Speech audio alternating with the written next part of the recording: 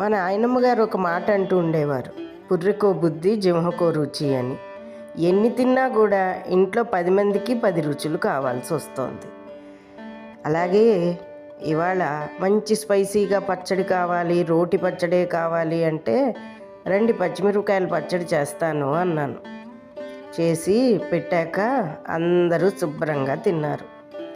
మాటకి పచ్చిమిరపకాయల పచ్చడే కానీ ఏమాత్రం కారం ఉండదు. నేను చేసే పద్ధతిలో చెయ్యండి, చాలా అద్భుతంగా ఉంటుంది.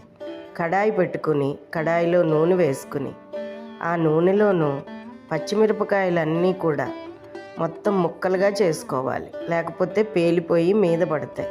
ఇలా ముక్కలుగా చేసుకున్న పచ్చిమిర్చి అన్నింటినీ కూడా బాగా వేగనివ్వాలి. పూర్వకాలం ఈ పచ్చిమిరపకాయల పచ్చడి చాలా బాగా చేస్తుండేవారు.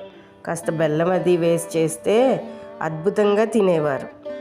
అలా వేగిన పచ్చిమిరపకాయలన్నీ గ్రీన్ కలర్ తగ్గి ఇలా బ్రౌన్ కలర్లో వచ్చేటట్టు వేయించుకోవాలి. వేయించుకున్న తర్వాత ఇదే మూకుట్లో కాస్తంత శనగపప్పు, పల్లీలు, ధనియాలు, ఆవాలు, మెంతులు, జీలకర్ర ఇవన్నీ వేసి మంచి దోరగా వేగనివ్వాలి. శనగపప్పు అంటే వేయించిన శనగపప్పు. ఇలా వేసుకుని ఇవన్నీ కూడా బాగా వేగిన తర్వాత ఇందులో కొబ్బరి ముక్కలు ఎంతో అక్కర్లే, 2 అంగుళాల పచ్చి కొబ్బరి సరిపోతుంది. ఈ 2 అంగుళాల పచ్చి కొబ్బరిని కూడా దీంతో పాటు మాట వేయించేసి, చింతపండును కూడా నూనెలో వేయించేసి, పసుపు వేసుకొని మొత్తం ఈ పదార్థాన్ని అంతటినీ కూడా మిక్సీలోకి షిఫ్ట్ చేసుకోవాలి. ఈ పచ్చిమిరపకాయలు, ఈ పల్లీలు, తర్వాత తగినంత ఉప్పు వేసుకోవాలి. ఈ పచ్చిమిరపకాయలన్నీ కూడా కలిపేసి రుబ్బేసుకోవచ్చు. తగినంత ఉప్పు వేసుకున్న తర్వాత ఇందులోకి కొంచెం ఇంగువ, పచ్చింగువ అయితే పట్టి చాలా బాగుంటుంది. ఇందులోకి మళ్ళీ బెల్లం, మీకు ఎంత తీపి కావాలో అంత తీపిని బట్టి వేసుకోండి. కొంచెం కమ్మగా ఉంటుంది ఈ పచ్చడి.